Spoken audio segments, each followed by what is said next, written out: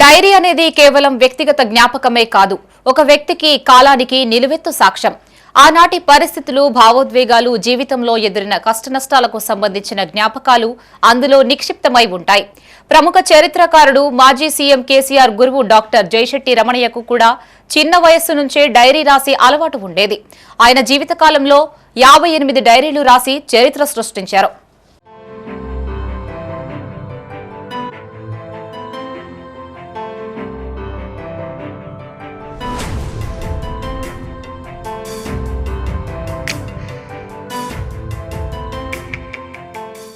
జయశెట్టి రమణయ్య గొప్ప విద్యావేత్త. ఆయన ఉన్నత విద్యను ఉస్మానియా విశ్వవిద్యాలయంలో పూర్తి చేసి ప్రాచీన భారతీయ చరిత్ర, సంస్కృతి, పురావస్తు శాస్త్రంలో పీహెచ్డీ పట్టా పొందారు. జగిత్యాలలో మొట్టమొదటి ఎంఏ డిగ్రీ పట్టా పొందిన వ్యక్తిగా, డాక్టరేట్ పొందిన తొలి వ్యక్తిగా పేరు సంపాదించారు. అయితే రమణయ్యకు చిన్నతనం నుండే డైరీ రాసే అలవాటు ఉండేది. 1957 నుంచి 2016 వరకు క్రమం తప్పకుండా ఆయన డైరీ రాశారు.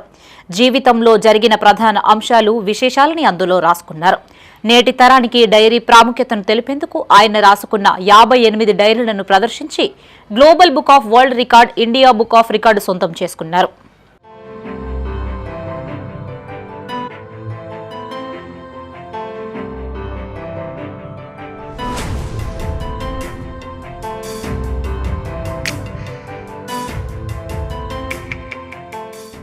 ప్రముఖ చరిత్రకారుడు, కవి జయశెట్టి రమణయ్య అనారోగ్యంతో నిన్న కన్నుమూసిన సంగతి తెలిసిందే. ఆయన మరణం పట్ల పట్టణ ప్రముఖులు, సాహిత్యకారులు, వివిధ సంఘాల నాయకులు సంతాపం వ్యక్తం చేశారు.